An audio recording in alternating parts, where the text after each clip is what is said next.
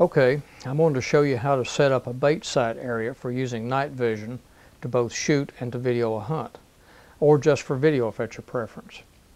Shooting wild hogs, coyotes, and other destructive animals is becoming more popular as an alternative to other methods of controlling them, and night vision has really been catching on lately. Just be sure to check your game regulations for your state to determine that you're not violating any laws. My main reason initially for using infrared lights at a bait site was for video purposes. The Sony cameras that have the night shot feature are great for recording wildlife at night, but a light source is needed. A spotlight with a red lens could be used, but many times spooks animals if the beam is held on them very long, and the light would give away your position. As a result, I began to consider using infrared lights that would allow the camera to capture video in total darkness. Though I initially wanted the infrared lights for video purposes, I later found that the lights greatly enhance a night vision rifle scope's capability. When using these lights, a scope illuminator is not needed, since the lights illuminate much more than an illuminator does. Keep in mind that infrared light operates on a higher wavelength, and as such is not visible to the eye. Or I should say it's not visible unless you're up close and looking directly into it. Then it only gives off a very faint red glow.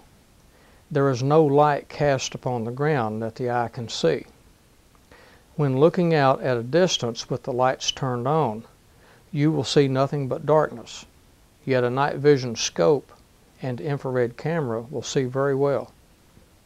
I found some neat little infrared lights on eBay. They have 48 LEDs and they're on photocell and will automatically turn on and off at dusk and dawn.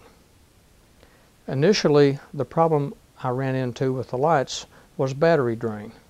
I'm using 5 lights at a site, so a small gel cell battery will only last a few hours before being drained.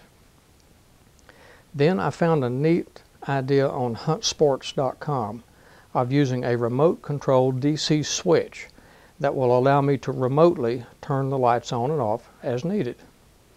I purchased this switch on eBay also. It looks similar to a remote car door opener and works great at a distance. I use it mainly at a 60-yard site, but have tested it to 135 yards and it works like a charm. I have since begun using a trolling motor battery that has 160 amp reserve capacity. With that battery, I can run the lights all night with very little discharge to the battery. The battery is heavy, of course, and I transport it to the bait site via four-wheeler.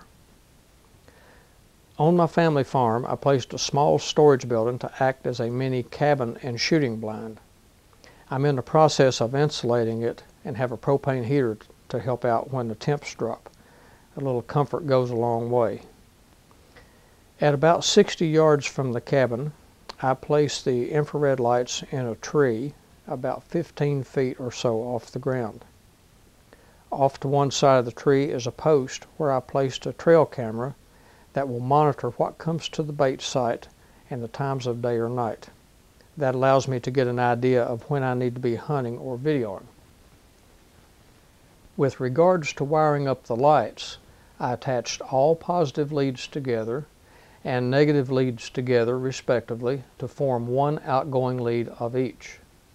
I then wired in the remote control unit, wrapped it in bubble wrap to keep moisture out, and placed it underneath the box near the lights.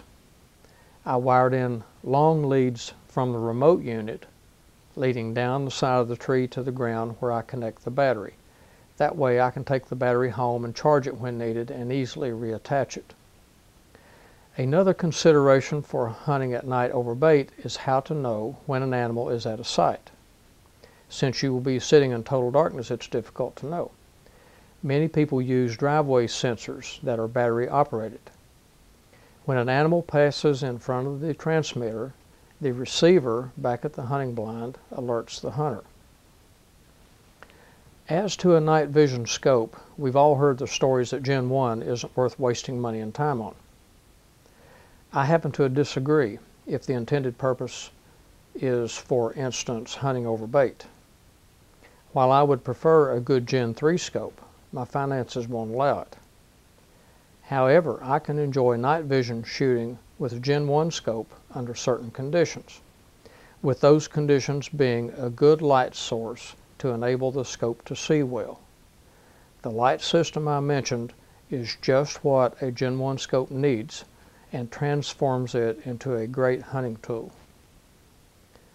I purchased a Gen 1 ATN Spartan 410 that has a 5-power magnification. With the infrared light system mentioned previously, this scope will easily allow you to take animals up to 100 yards and possibly further. The biggest issue I have with shooting a greater distance is the limited 5-power magnification of the scope. I would much prefer an 8-power or maybe even a 10. But I've never seen magnification above 6-power even in a Gen 3 scope, so the 5-power of the Spartan is quite good. The illuminator that comes with the ATN Spartan scope is not sufficient much beyond 40 yards or so for any serious shooting. So I purchased a Luna laser illuminator, a $350 illuminator, that really turned that Gen 1 scope into a usable piece of hunting gear. Having said that, if you use the infrared light system mentioned at a known distance, such as over a baited site as I do, then you don't even need an illuminator. The lights will illuminate even much more than a laser illuminator does. The total cost for the 5 infrared lights, remote control unit, connectors, wiring, etc., to put together a light unit was less than $100.